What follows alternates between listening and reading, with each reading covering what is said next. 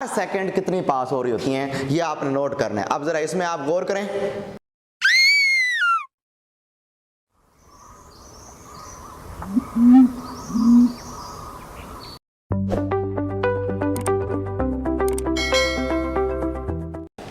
अच्छा, नेक्स्ट आज का हमारा टॉपिक है करैक्टरिस्टिक्स ऑफ साउंड। साउंड की खसूसियात हमने पढ़नी है। इससे प्रीवियस लेक्चर में हमने साउंड के मुतालिक पढ़ा, साउंड क्या होती है, साउंड पैदा कैसे होती है और उसके लिए मीडियम रिक्वायर होता है। बेल जार एक्सपेरिमेंट भी हमने स्टडी किया था। आज हमारा टॉपिक है करैक्टरिस्टिक्स ऑफ साउंड। साउंड की क्या क्या खसूसियात हो सकती हैं, ये टॉपिक है आज हमारा। बेसिकली साउंड की तीन खसूसियात होती हैं, तीन बेसिक फीचर्स होते हैं। पहले नंबर पर है हमारे पास फर्स्ट वन लाउडनेस, दूसरे नंबर पर है सेकेंडली पिच, और तीसरे नंबर पर है जी क्वालिटी, जिसका दूसरा नाम ट्रिम्बल भी होता है।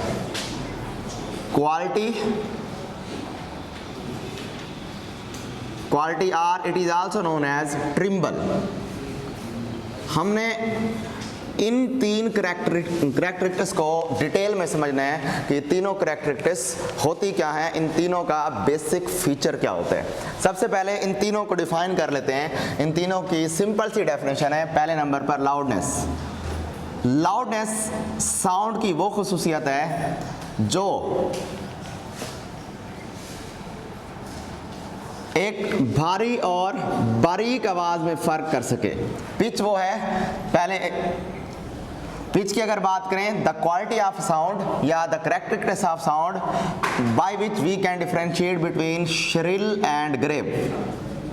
श्रिल एंड ग्रेव, ये हो गया। श्रिल का मतलब है पतली, ग्रेव का मतलब है मोटी, यानी आवाज़ की वो खुसूसियात जिससे हम पतली और मोटी आवाज़ों में फ़र्क कर सकें। सिमिलरली अब लाउडनेस की बात कर रहे हैं, the characteristics of sound by which we can differentiate between loud and faint sound, यानी भारी और मध्यम आवाज़ों में फ़र्क कर सकें।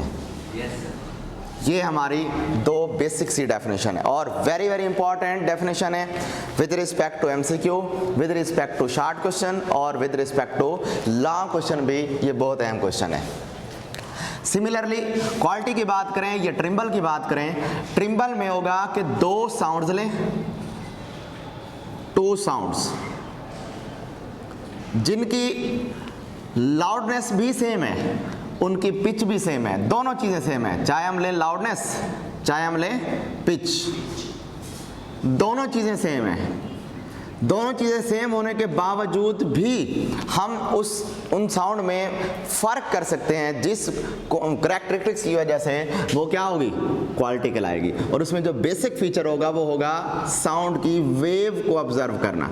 जब हम साउंड की वेव को ऑब्जर्व कर लेंगे तो साउंड की वेव को ऑब्जर्व करने के बाद ही हम ये डिसाइड कर पाएंगे कि इसकी क्वालिटी अच्छी है, इसकी क्वालिटी अच्छी नहीं है। तो क्वालिटी को चेक करने का जो बेसिक फीचर है वो उसकी वेव को देखकर अंदाज़ा लगाते हैं और उसमें दोनों चीज़ें कॉमन होती हैं। दोनों साउंड्स की लाउडनेस भी सेम होती है, दोनों साउंड्स की पिच भी सेम है। एक तीसरा फैक्टर है जिससे हम डिसीजन कर रहे हैं, वो वेव है और इसी का नाम क्या है, quality or timbre of sound. तो अब सबसे पहले मूव करते हैं हम लाउडनेस की तरफ कि लाउडनेस क्या होती है। लाउडनेस की बात करें तो आवाज़ की वो खुसूसियत जो लाउड और फेंट साउंड में फ़र्क कर सके। मिसाल के तौर पर मैं यहाँ इस कमरे में बोल रहा हूँ, आपके साथ गुफ्तगू कर रहा हूँ, आपको समझा रहा हूँ, मेरी जो आवाज़ होगी कम होगी। इसके बरक्स मैं जब वहाँ जाऊँगा बाहर ग्राउंड में, वहाँ पर क्या होगा, आवाज़ ज़्यादा होगी, मुझे तेज़ बोलना पड़ेगा। इसका मतलब मुझे जब यहाँ क्लास में बोलना पड़ रहा है तो मुझे फेंट वॉइस में बोलना पड़ रहा है। या यूँ समझ लें कि दो लोग स्टूडेंट्स आपस में बैठे हैं, वो फेंट बोल रहे हैं जबकि मैं यहाँ आपके मुकाबले में लाउड बोल रहा हूँ। ठीक हो गया। तो यही जो खसूसियत है जिसकी वजह से हम कहीं पर फेंट बोलते हैं और कहीं पर लाउड बोलते हैं, इस खसूसियत का नाम क्या है, लाउडनेस है। अब अगला सवाल है कि लाउडनेस किन फैक्टर पर डिपेंड करती है। On what factors loudness of sound depend. किन फैक्टर्स पर डिपेंड कर रही है? Loudness of sound depend upon 5 factors, 5 factor पे डिपेंड करती है। सबसे पहला फैक्टर एम्पलीट्यूड। पहला फैक्टर क्या है? एम्पलीट्यूड। दूसरा factor area of vibrating body. तीसरा डिस्टेंस फ्रॉम वाइब्रेटिंग बॉडी। चौथा फैक्टर क्या होगा? Sensitivity of air. Sensitivity of air, कान का हसास होना। 5वें नंबर पर इंटेंसिटी ऑफ साउंड। 5वें नंबर पर इंटेंसिटी। ये 5 फैक्टर हैं जिनके ऊपर लाउडनेस डिपेंड कर रही है। पहले नंबर पर एम्पलीट्यूड, दूसरे नंबर पर एरिया, तीसरे नंबर पर डिस्टेंस, सेंसिटिविटी ऑफ एयर और 5वें नंबर पर इंटेंसिटी। अब सबसे पहले बात कर रहे हैं जी एम्पलीट्यूड की, इस पर गौर करना है। एम्पलीट्यूड जो है ना हमारे पास, एम्पलीट्यूड का रिलेशन अगर हम देखें लाउडनेस के हिसाब से, तो loudness is directly proportional to amplitude होता है। क्या मतलब है इसका? इसका मतलब वो वेव जिसका एम्पलीट्यूड होगा ज्यादा उसकी लाउडनेस ज्यादा, वो वेव जिसका एम्पलीट्यूड कम उसकी लाउडनेस कम। ये है जी हमारा। अब इसमें कैसे हमने देखना है, मिसाल के तौर पर हमारे पास जी एक ड्रम हमने ले लिया, एक ढोल ले लेते हैं और उस ड्रम को बजा रहे हैं हम। पहले हमने इसको आराम से बजाया। जब हम इसको आराम से बजाएंगे, इसकी जो लेयर होगी यानी ड्रम के ऊपर वाली लेयर, वो थोड़ा सा नीचे जाएगी, थोड़ा सा ऊपर जाएगी, वाइब्रेट कर रही होगी, बट उस मेन पोजीशन से नीचे की तरफ भी थोड़ा जाएगी, ऊपर की तरफ भी थोड़ा सा जाएगी। यानी इससे पैदा होने वाली जो वेव होगी, उस वेव का जो एम्पलीट्यूड होगा वो छोटा होगा। ये हमारे पास इस तरह से ये हम एक वेव आ गई। इसमें देखें मेन पोजीशन से ऊपर की तरफ या मेन पोजीशन से नीचे की तरफ एम्पलीट्यूड कम है। अब क्या करता हूँ, इसी ही मैं ड्रम को पकड़ता हूँ, इसी ड्रम को लेकर इसके ऊपर अब मैं फोर्सफुली बीट करता हूँ तेजी से। अब क्या होगा, अब इसको जो लेयर होगी वो अब थोड़ा नीचे नहीं जाएगी, बल्कि पहले की निस्बत जरा ज्यादा नीचे जाएगी और पहले की निस्बत मेन पोजीशन से ज्यादा ऊपर जाएगी। इसका मतलब इससे अब जो वेव पैदा होगी उस वेव का एम्पलीट्यूड ज्यादा होगा, बड़ा एम्पलीट्यूड होगा।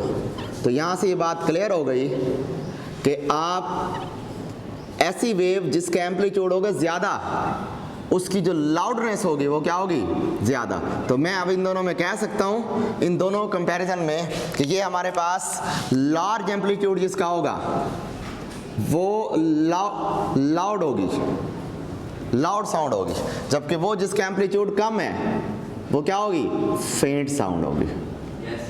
अब अगर इनमें पूछा जाए कि बताएं इन दोनों में से किसकी कौन सी साउंड फेंट है, इन ये दो वेव बना के दे दें और कहें बताएं इन दोनों वेव में से किस वेव से हमें पता लग रहा है कि ये जो साउंड जा रही है फेंट है और कौन सी है जो लाउड है। तो इन दोनों में से वो जिसका एम्पलीट्यूड होगा ज्यादा वो क्या होगी, लाउड, और इन दोनों में से वो जिसका एम्पलीट्यूड होगा कम वो क्या होगी, फेंट। तो यही हमारी कैरेक्टरिस्टिक्स है कि characteristics of sound by which we can distinguish between loud and faint sound. तो लाउड और फेंट को एक चीज कौन सी है, एम्पलीट्यूड। वेव का एम्पलीट्यूड देखकर हमने डिसाइड कर लिया कि ये वाली वेव फेंट होगी और ये वाली वेव लाउड होगी। पहला पॉइंट क्लियर हो गया। दूसरे नंबर पे आ रहे हैं जी एरिया।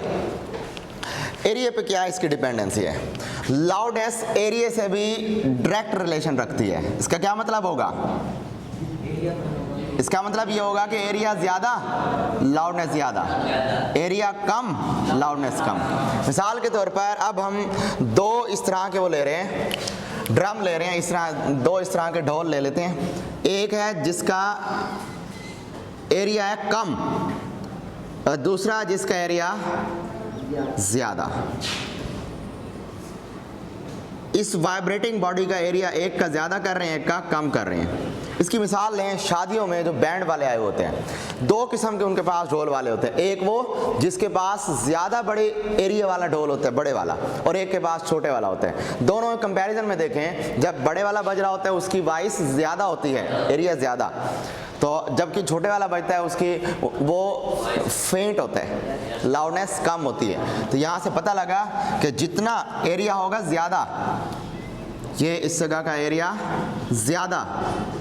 ज़्यादा होने का मतलब यहाँ से जो साउंड पैदा होगी वो कैसी होगी, लाउड साउंड होगी। जबकि इसका एरिया कम, जिसका एरिया कम होगा जिसका मतलब है यहाँ से कौन सी साउंड पैदा होगी, फेंट साउंड पैदा होगी। बात क्लियर?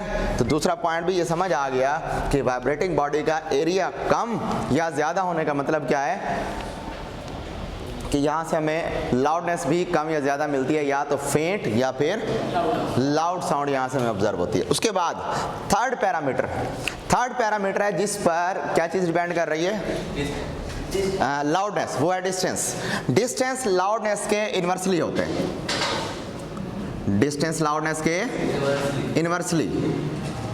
मिसाल के तौर पर वो बंदा जो मेरे करीब बैठा हुआ होगा उसका मुझसे डिस्टेंस कम, उनको मेरी आवाज़ की लाउडनेस ज़्यादा सुनाई देगी बनिस्बत उस बंदे के जो मुझसे दूर बैठा हुआ है। तो अब अगर होगा डिस्टेंस कम तो वो करीब बैठे हुए या करीब आवाज़ की लाउडनेस ज़्यादा महसूस होगी, और अगर डिस्टेंस बढ़ा दें, कोई आदमी दूर चला जाए तो दूर से अगर किसी आवाज़ को सुने तो उसको उसकी आवाज़ क्या होगी, कम सुनाई देगी। तो यहाँ से पता लगा कि लाउडनेस का डिस्टेंस के साथ इनवर्स रिलेशन है, दूर चले जाएं तो क्या होगा, कम आवाज़ सुनाई देगी।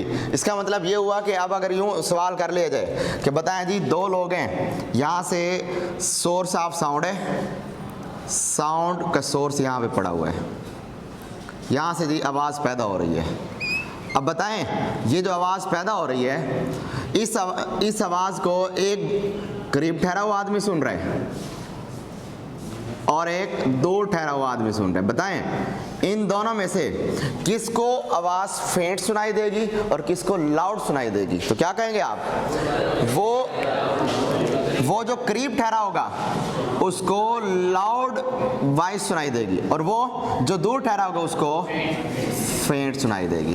तो अब हमने यहाँ से 3 पैरामीटर ऐसे थे जिससे हमें डिसाइड हो गया कि क्या हो सकता है, लाउडनेस का डिसीजन इन 3 फैक्टर से भी हो सकता है कि किस आदमी को लाउड वॉइस सुनाई देगी, साउंड सुनाई देगी, और किस आदमी को फेंट वॉइस सुनाई देगी। उसके बाद नेक्स्ट है जी सेंसिटिविटी ऑफ एयर और दूसरी है इंटेंसिटी ऑफ साउंड। नेक्स्ट चौथा पैरामीटर हमारे पास आ रहा है, 4th पैरामीटर सेंसिटिविटी।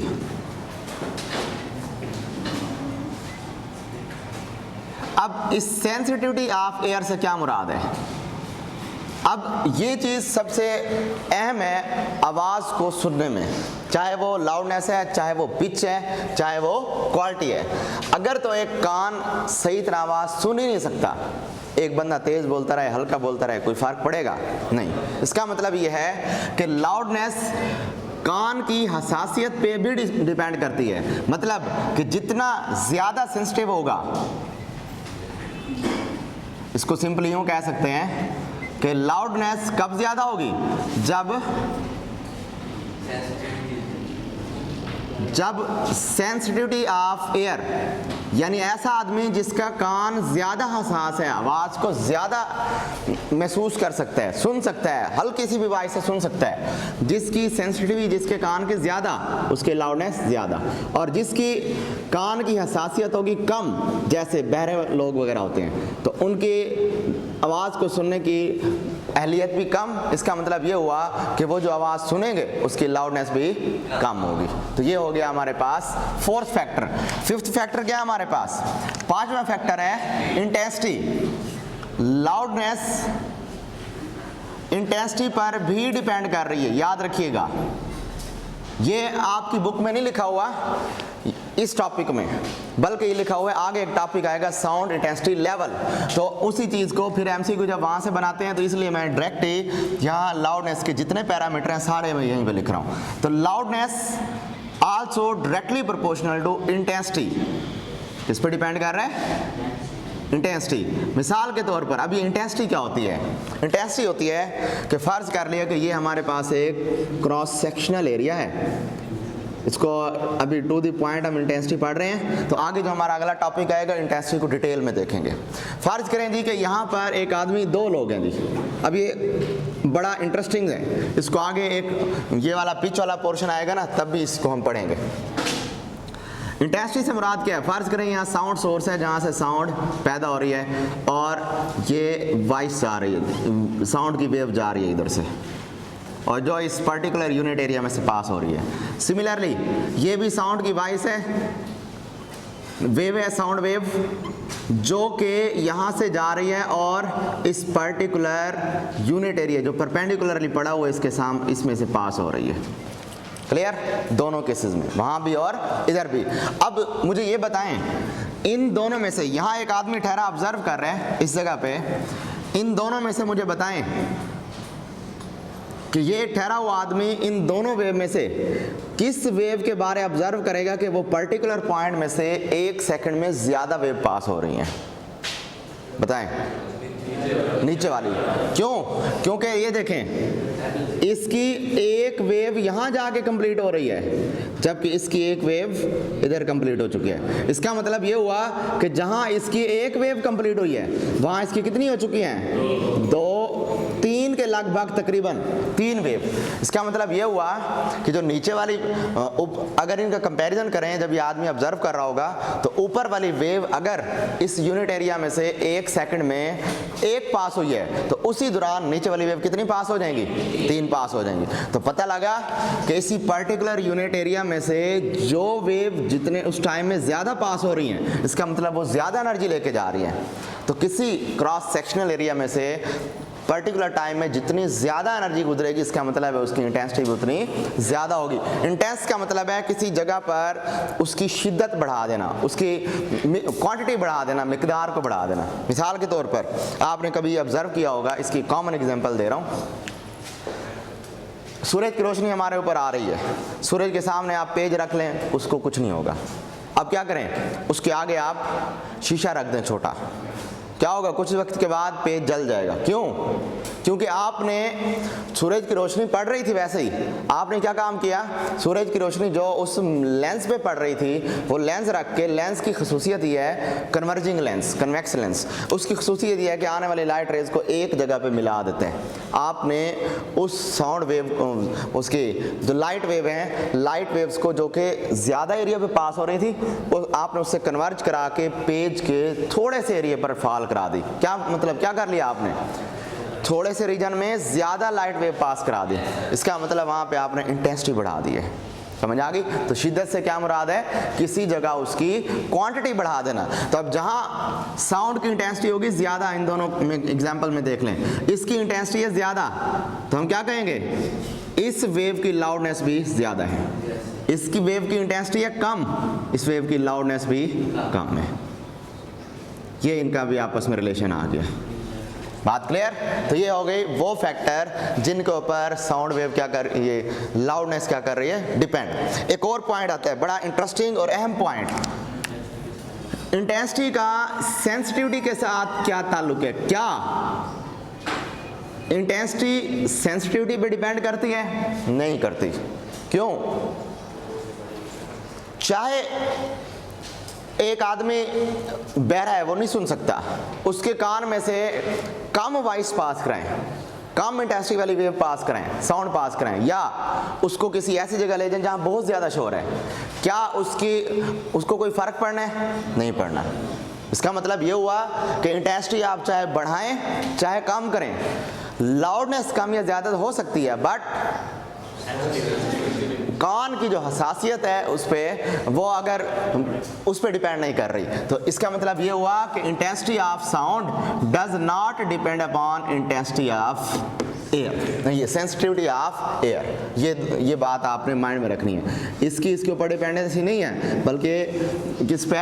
लाउडनेस पे इसकी डिपेंडेंसी ज़रूर है। तो ये दो बातें अलग अलग हैं, इंटेंसिटी की लाउडनेस पे और इंटेंसिटी की सेंसिटिविटी पे। और एक वन लाइनर स्टेटमेंट दी गई है, तो आप ये वन लाइनर स्टेटमेंट आपको एज एन MCQ भी दी जा सकती है, और जो ये नोट्स हैं उन नोट्सों में एज एन MCQ की पॉइंट टू रिमेंबर भी MCQ में बनाए हुए हैं। तो बहरहाल ये चीज़ें होंगी हमारे पास with respect to loudness. Loudness. अब उसके बाद नेक्स्ट कैरेक्टरिस्टिक पिच। पिच की बात कर रहे हैं जी। पिच को अगर हम गौर करें तो पिच बड़ा इंटरेस्टिंग पैरामीटर है। सेकंड हमारे पास कैरेक्टरिस्टिक्स है पिच ऑफ साउंड। साउंड की पिच। पिच की क्या डेफिनेशन की कि the characteristics of sound by which we can differentiate between shrill and grave sounds. Shrill and grave.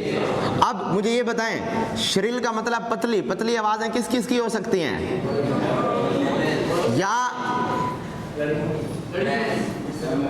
या तो लड़कियों की हो सकती हैं या छोटे बच्चों की हो सकती हैं। श्रिल एंड ग्रेव साउंड में हमने पढ़ा कि ये डिसाइड करता है पिच के बारे। जिसकी वॉइस होगी श्रिल, उसका मतलब होगा कि वो पिच होगी, तो उसकी पिच होगी ज़्यादा, उसकी पिच ज़्यादा। और जिसकी वॉइस होगी ग्रेव, मोटी, उसकी पिच होगी कम। अब एक सवाल आता है कि बताएं किन की वॉइसेस की पिच ज़्यादा है और किन की कम है। ये हम डिसीजन करेंगे उस वॉइस की श्रिलनेस से या ग्रेवनेस से। अब अगर हम देखें तो दो आवाज़ें ऐसी हैं किन की, वोमेन्स की और गर्ल्स की, इसके अलावा और किसकी, बच्चों की, चिल्ड्रन। ये तीन लोगों की अमूमन या नॉर्मली सिंगर्स की भी जी महाराज परिंदों की आवाज़ होती है, पतली नहीं होती। वही अभी डिसाइड करेंगे, अभी आपको पता लग जाएगा कि उसकी पिच ज़्यादा है या नहीं है। आवाज़ पतली है बट इस पिच का ताल्लुक जिस चीज़ पे डिपेंड करता है ना, उस पॉइंट ऑफ व्यू से उनकी पिच कम हो जाती है, वो भी हम देखेंगे। तो ये 3 से 4 लोग हैं। और दूसरा क्या बताया मैंने कि ये 4 लोग ऐसे हैं जिनकी पिच बढ़ जाती है, जबकि इसका क्या बताया मैंने, पिच किसकी कम होती है। जैसे जो मैन हैं या जो बुजुर्ग होते हैं उनकी वॉइसेस, या जैसे कबूतर वगैरह है, पिजन्स वगैरह, जिनकी वॉइसेस स्लो हैं, हल्की वॉइसेस हैं जिनकी। अच्छा, पिच को समझने के लिए हम ये एक एनिमेशन का सहारा ले रहे हैं। इसमें 2 लोग हैं, एक पिजन और दूसरा लड़की है। इन दोनों की वॉइसेस का कंपैरिजन कर रहे हैं कि जब ये दोनों बोलते हैं, इनके बोलने के दौरान इनकी वॉइस की जो वेव निकलती हैं वो पर सेकंड कितनी पास हो रही होती हैं, ये आपने नोट करना है। अब जरा इसमें आप गौर करें।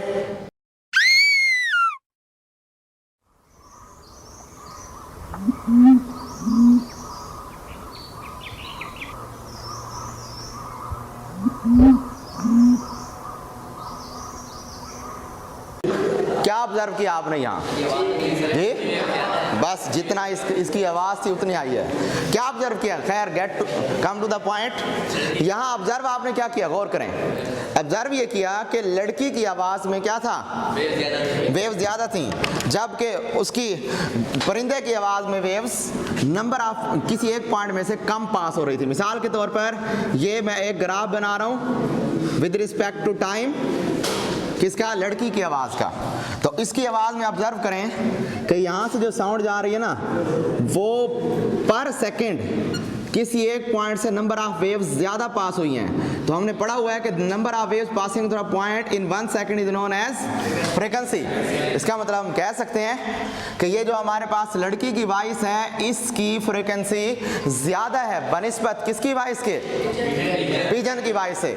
पिजन में जो साउंड, जो आपको वेव नज़र आई, वो वेव थोड़ा सा बड़ी थी और वो कैसे जा रही थी, आराम आराम से जा रही थी। तो यहाँ से एक बड़ा अहम फैक्टर समझ आया कि पिच का ताल्लुक किस पर है, फ्रीक्वेंसी पर है। यानी वो साउंड जिसकी पिच होगी ज़्यादा,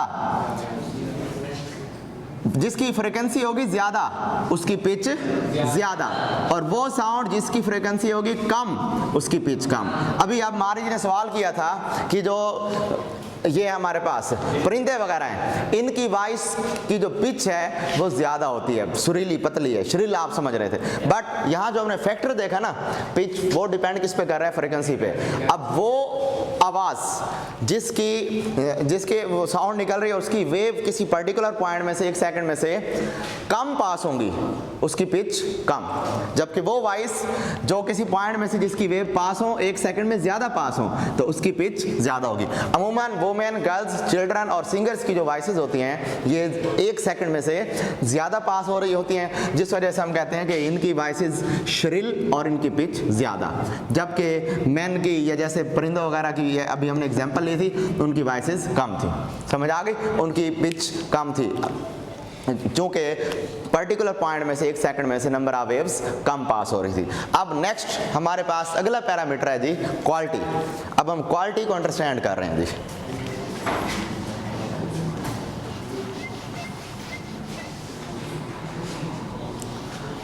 क्वालिटी के बारे में मैंने आपको बताया कि साउंड की क्वालिटी डिसाइड होती है 2 चीज़ों से।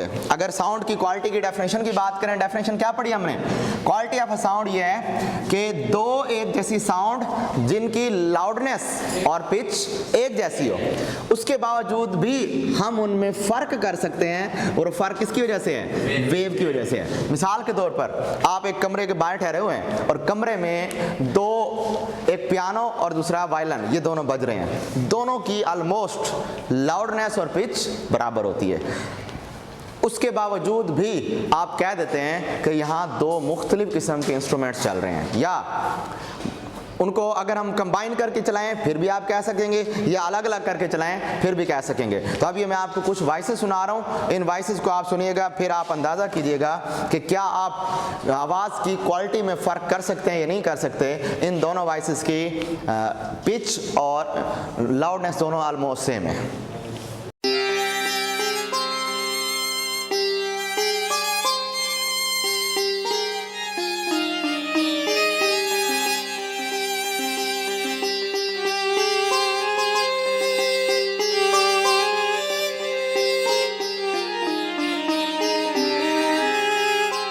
ठीक है, ये आपने बात सुन ली, इसमें एक ही साउंड लग रही है ना, गौर से सुनिए ना।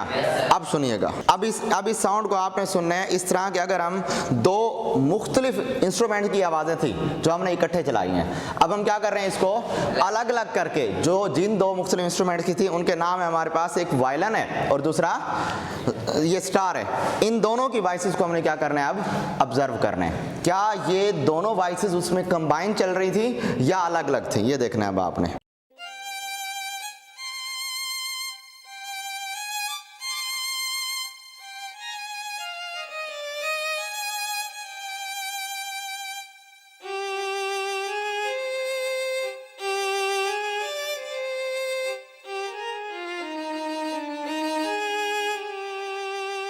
एक वॉइस ये थी, उसके बाद अब नेक्स्ट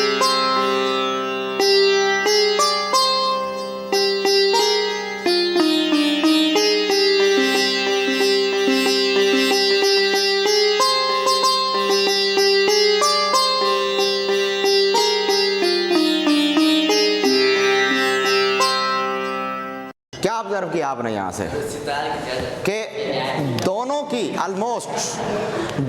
ऑलमोस्ट पिच और लाउडनेस ऑलमोस्ट बराबर हैं। ठीक हो गया। कब पता लगा? जब दोनों को हमने अलग अलग सुना। बट जब हम इन दोनों को कंबाइन सुन रहे थे लग रहा था कि एक ही साउंड है, लेकिन ये महसूस हो रहा था कि ये 2 मुख्तलिफ आवाज़ें हैं और इन दोनों में फ़र्क कर रहे थे आप। सेम क्या चीज़ थी? लाउडनेस भी और पिच भी सेम थी। अब जिस वजह से आप फ़र्क कर पाएंगे वो अब क्या चीज़ है? वेव है। तो अगर हम इसमें अपनी बुक की एग्जांपल की तरफ आएँ तो आपको बुक में 3 किस्म के ग्राफ बनाए नज़र आ रहे हैं। पहला ग्राफ आपको किस चीज़ का नज़र आएगा? ट्यूनिंग फोर्क की से पैदा होने वाली साउंड की वेव्स का ग्राफ नज़र आएगा। दूसरा ग्राफ आपको फ्लूट का यानी बांसुरी का नजर आएगा। तीसरा ग्राफ आपको अलगैरियंट यानी ये क्लैरियंट यानी अलगोजे का नजर आएगा। क्लैरियंट पहला ट्यूनिंग फोर्क और दूसरा नेक्स्ट क्या है हमारे पास? ये फ्लूट और तीसरा है क्या है? क्लैरियंट। क्लैरियंट का मतलब होता है अलगोजा, चलगोजा नहीं, अलगोजा। पता लगे जी चलगोजा कहे जा रहे हैं। अलगोजा, अलगोजा क्या होता है? आप देखते हैं मुख्तलिफ किस्म के इंस्ट्रूमेंट्स होते हैं जिनमें अमूमन जो उसकी जो वो होती है ना बैक साइड, फ्रंट वाली साइड से यूं इस तरह से टेढ़ी होती है, देखा कभी आपने इस तरह का, उसको हम कहते हैं क्लैरिनेट यानी अलगोजा कहते हैं। अमूमन ये बैंड वालों के पास भी होता है, या फॉरेन कंट्री में जो बैंड वाले होते हैं उनके पास तो कॉमन होता है ये, उसको हम कहते हैं अलगेरियंट। अब इन तीनों की वॉइसेस का कंपैरिजन करें ना, तो ट्यूनिंग फोर्क की जो वॉइस होगी वो ऑलमोस्ट हमें एक नॉर्मल सा बिहेवियर देगी, और अगर फ्लूट की बात करें तो फ्लूट का भी ऑलमोस्ट पिच और क्वालिटी के पॉइंट ऑफ व्यू से सेम बिहेवियर होगा, बट थोड़ा सा डिफरेंस होगा। क्या? उसकी वेव्स थोड़ी सी चेंज हो जाएगी। देखें जरा बुक में, क्या ऐसा है या नहीं है? वेव्स थोड़ी सी चेंज हो रही हैं, बाकी उनकी अगर हम एम्पलीट्यूड की बात करें ऑलमोस्ट बराबर है। एम्पलीट्यूड से मुराद इनकी पिच और क्वालिटी की बात करें ऑलमोस्ट बराबर है, और तकरीबन ये एक दूसरे के आमने सामने सिमिलर चल रही है। थोड़ा सा आगे है, इसको साथ करीब कर लें, ये ऑलमोस्ट बराबर चल रही है। इसका मतलब पिच और लाउडनेस ऑलमोस्ट सेम है।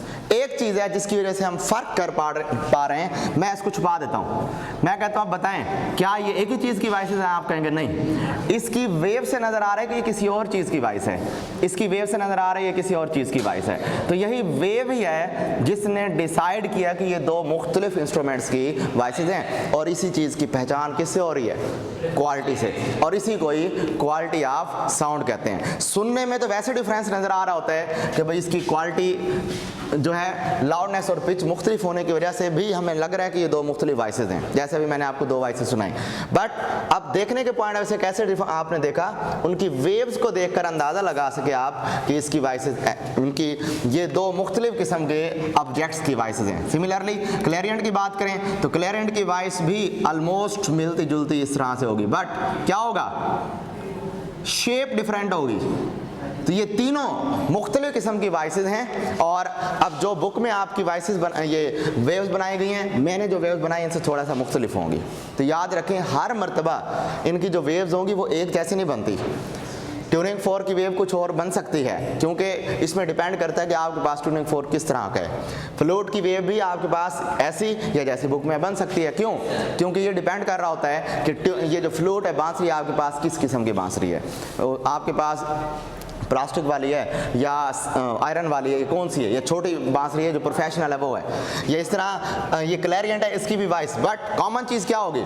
कॉमन ये थी जो हमने ऑब्जर्व करनी थी कि इनमें कॉमन ये है कि इनकी ऑलमोस्ट पिच और लाउडनेस बराबर हैं। डिफरेंस किस में है? इनकी वेव में। और यही वेव ही इस चीज़ की पहचान है कि इसकी क्या चीज़ मुख्तलिफ है? क्वालिटी मुख्तलिफ है। इसे कहते हैं आवाज़ की क्वालिटी। अब इस लाउडनेस ऑफ साउंड से मुतालिक किसी किस्म का आपसे कोई क्वेश्चन है तो आप कर सकते हैं।